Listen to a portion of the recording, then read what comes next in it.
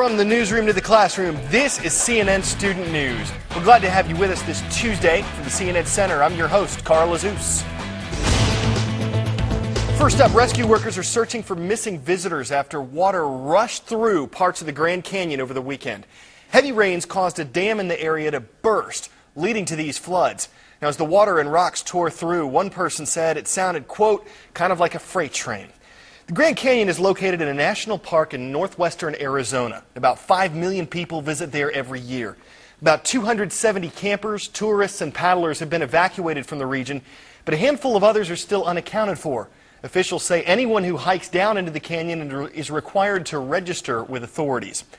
A spokesperson for the Sheriff's Department says a few hundred people, most of them permanent residents, are still in areas of concern, but they're not in any immediate danger. Chris Lawrence examines the conditions that led to this flooding and talks with one of the campers who was rescued. This area down in the canyon is home to both an Indian Nation and a major tourist area. It only gets about 9 inches of rain a year, but a lot of it comes all at once in August. They had heavy rains Friday, heavy rains Saturday. You had a flash flood.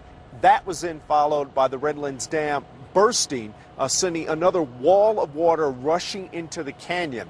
At one point, the current was so strong it washed out about 5 rafts that a small group had been using on a boating trip. That left 16 people stranded on a ledge until the helicopters were able to make their way to them and at times, one by one, airlift them to the other side of the Colorado River. We were in a really good spot. We had a nice little rock ledge, pretty big, enough for 16 people to comfortably be under, and we just got the food and water we had together, collected some rainwater, and we knew we had to wait the night out. We knew some commercial trips would come by the next day. We could get food and water from them and figure out our plan from there. We figured that the boats would get washed down, somebody else would see them, call out on the sat phone.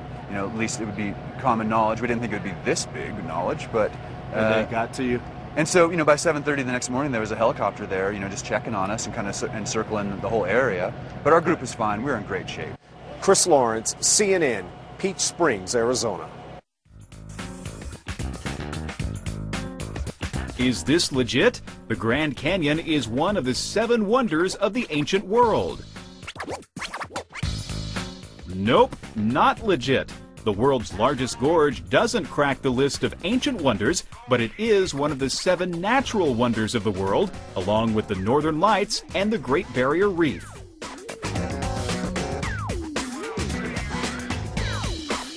On the other side of the country, Tropical Storm Faye is pounding across parts of Florida, and experts are advising residents to finish up their preparations and fast. Faye hit Key West on Monday. Hurricane warnings have been issued in the southwestern part of the state as forecasters predict this storm to reach hurricane strength today. Faye already brought strong winds and heavy rains to the region. More rain, flash floods, mudslides, all of it is possible. And heading up the coast, we will arrive in our nation's capital, where a trio of famous teens wound up at the White House. The Jonas Brothers, might have heard of those guys, dropped by the president's home yesterday, and they left their mark on the place, literally signing the walls of a swimming pool that used to be in the basement of the briefing room. But this wasn't totally a promotional appearance. The pop star siblings attended a briefing on diabetes. You fans of the band probably know that one of the brothers, Nick, has that disease. They did spend part of their visit on publicity for America's national parks. We're going to be doing a PSA to encourage kids to get out there and go to the parks, really enjoy the outdoors. And I know that was really important to us when we were kids. See if you can ID me.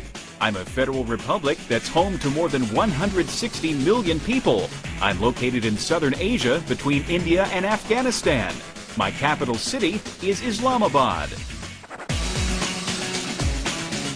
I'm Pakistan, where Pervez Musharraf served as president from 2001 until this year.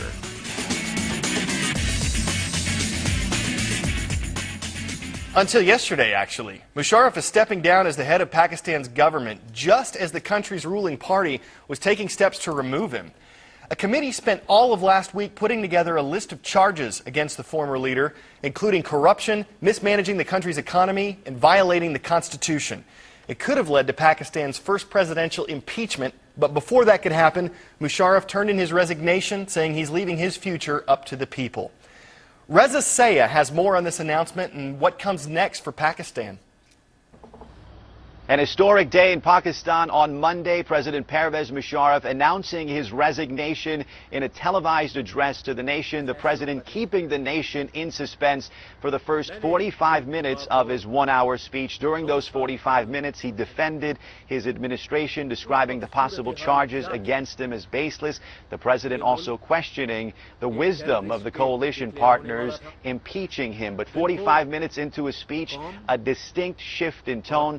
That's when the president says he loves Pakistan, and for the sake of Pakistan, he has decided to step aside. At 5 p.m. local time Monday night, a ceremonial farewell for Mr. Musharraf at the president's house. That's when he received the honor guard and salutes from his military colleague. All eyes now on the coalition partners who lead this young civilian government. They got their wish. President Musharraf has resigned, but will they grant him safe passage? That decision will be made in closed-door meetings beginning Monday night. Reza Sayah, CNN, Islamabad. Shifting westward now to the country of Georgia, where Russia says its troops are withdrawing after a recent invasion. There's no immediate indication, though, that the pullout is actually underway. Now, if you were with us yesterday, you know these countries signed a ceasefire agreement over the weekend. The current fighting broke out over two provinces that are officially part of Georgia, but are supported by Russia. Both sides have agreed to end the hostilities, but they're still engaged in a war of words. Russia's president says Georgia was plotting a massacre in the provinces. Georgian officials say Russia's invasion was planned for a long time. Rick Sanchez looks at the history between these countries and how they arrived at this current conflict. 1991, Georgia declares its independence from the Soviet Union after the empire collapses. South Ossetia and Abkhazia want no part of it, though. They fight a war within Georgia to claim their own independence, but they fail.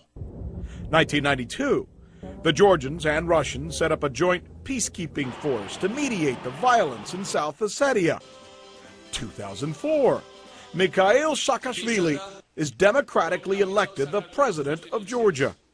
The new president, educated at Columbia Law School and courting the West, including the U.S., tries to get into NATO, which angers the Russians. Saakashvili tries to bring South Ossetia and Abkhazia into the fold, but they'll have no part of it. Saakashvili offers them a partial autonomy, one where they'd have to remain part of Georgia. In April, NATO tells Georgia it eventually will be allowed into their organization. That infuriates Russia further. Weeks later, Russia steps up ties with the breakaway provinces and sends in more troops. Saakashvili accuses Russia of trying to start a war. NATO accuses Moscow of stoking tensions. That's where we are now. Georgia launches a surprise operation to seize control of South Ossetia. Russia responds by invading Georgia and dropping bombs. Rick Sanchez, CNN, Atlanta. If you watched our show last year, you know we offer free maps to help you zoom in on where the news is. This year, we're taking it a step further, pinpointing places portrayed on our program. So today, for example, you just might see Pakistan and Georgia all mapped out at cnnstudentnews.com. While you are there, comment on our blog from A to Z with me. We're working on a story about the economy's effect on schools. We'd love to include your comments. It's all at cnnstudentnews.com. Before we go, sometimes you just want to break stuff. But before you throw something at your screen, consider Sarah's Smash Shack in San Diego. She started this business out of anger, or maybe just helping people deal with it. Let's say your date stands you up. For the price of that dinner you didn't eat, you can smash plates, glasses, framed pictures of him or her. And the best part is, you won't get fined or arrested, and someone else cleans it all up. That is, if you do it there. If you smash stuff somewhere else, you could wind up in a really bad breakup. We'll piece together another show for you tomorrow. I'm Carl Azuz.